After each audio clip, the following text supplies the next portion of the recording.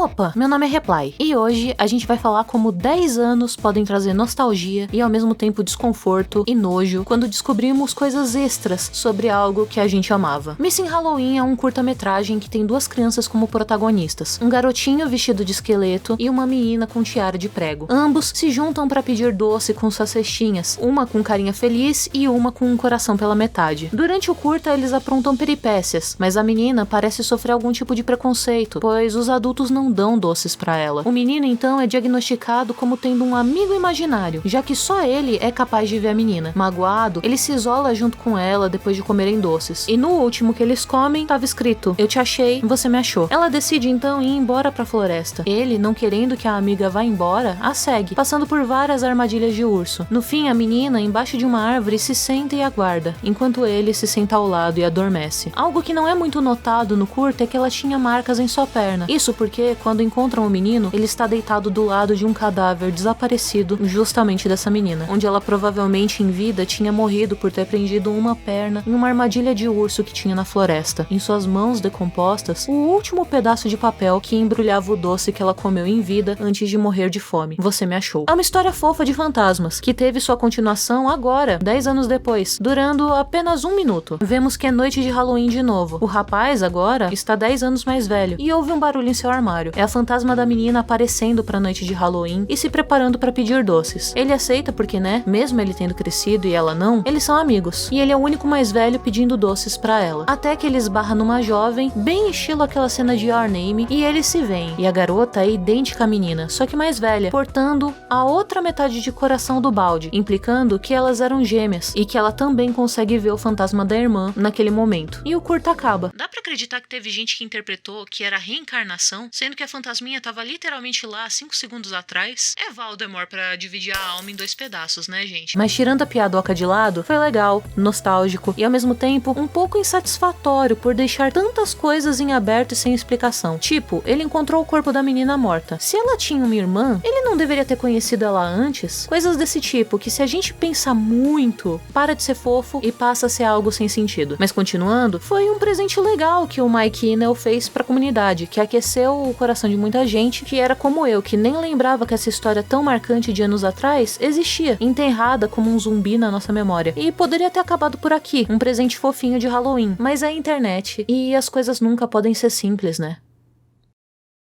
Agora, a parte complicada de toda a história. 10 anos atrás, um pouco depois do sucesso de Missing Halloween, ele entrou para a fandom de Gravity Falls. E nisso, depois de ter feito algumas animações muito legais de como seria Gravity Falls se fosse um anime, ou Reverse Falls como se fosse um jogo, ele produziu 3 artes sugestivas dos personagens menores de idade da história e um gif sugestivo de uma relação de ensino entre os 2 irmãos menores protagonistas da série. Tudo isso no Patreon dele, fechado, que foi vazado eventualmente. Ele não foi cancelado na época, pois o GIF tinha caráter de comédia questionável, e na época, piadas como Bear eram coisas normalizadas. Só taxaram ele como um esquisito por fazer arte de ensino. E eu deixo bem claro que eu não concordo com isso, mas a realidade da maioria da internet era realmente diferente. Às vezes parece que a internet não evolui, mas a gente avançou bastante nessas questões de proteção do público jovem e do que pode ser publicado e do que deve ser repudiado, até mesmo como forma de piada. Hoje em dia seria impossível ter uma piada de um urso que persegue crianças que receberia memes e estaria estampado em camisetas de convenções. Esse GIF que o Mike fez tá até hoje no YouTube, em vídeos com mais de 125 mil visualizações,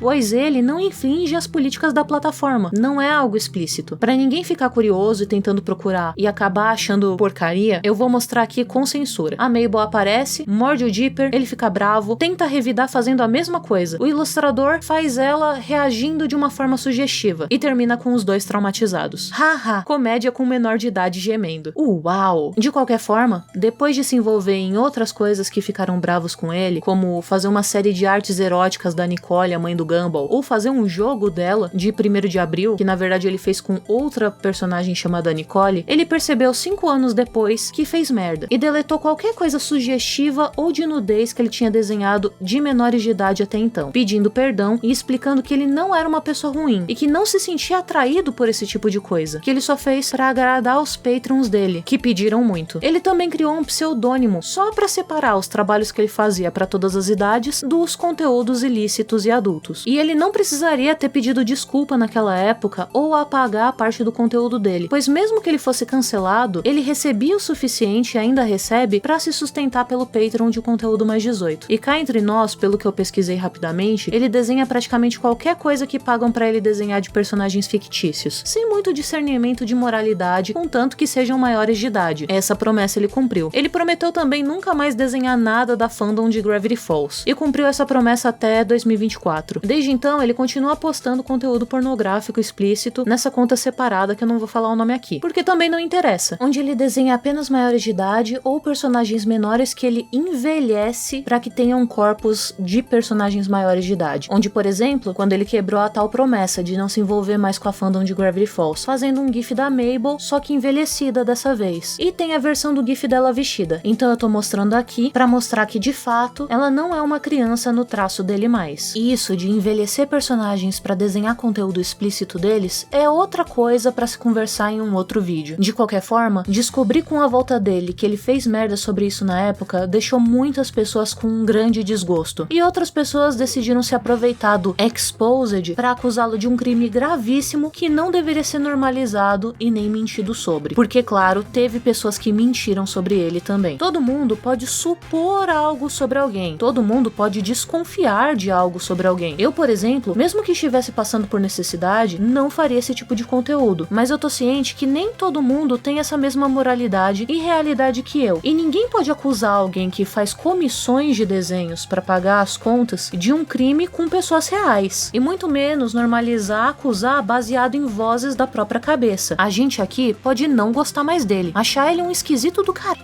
se decepcionar, pode não acompanhar mais o trabalho dele, como eu escolhi fazer, porque eu não consigo desassociar e me causa repulsa, mas acusar ou mentir sobre alguém de algo desse tipo é inadmissível e passível de processo. Aqui no Brasil, a gente acha que um filipino não teria capacidade de processar a gente, mas a questão não é se você vai sofrer as consequências, e sim sobre fazer as coisas certas, sobre não normalizar esse tipo de coisa. Se for pra falar mal do cara, fala mal de coisas que ele de fato fez. Não precisa inventar ou mentir sobre algo. Não tô falando isso pra defender ele, longe de mim, mas é uma conversa que eu quero ter com todo mundo que me assiste, e que é importante. Às vezes a gente não gosta de alguém, e tá tudo bem não gostar de alguém, mas não tá tudo bem ficar compartilhando falsas informações, ou não checar se coisas extremamente graves que te falaram são verdade. Algo que ele de fato fez, e que não é muito culpa dele ao mesmo tempo é que ele fundamentou o estilo de desenho de cartoon mais 18 dos anos de 2010, inspirando vários artistas e produtores de conteúdo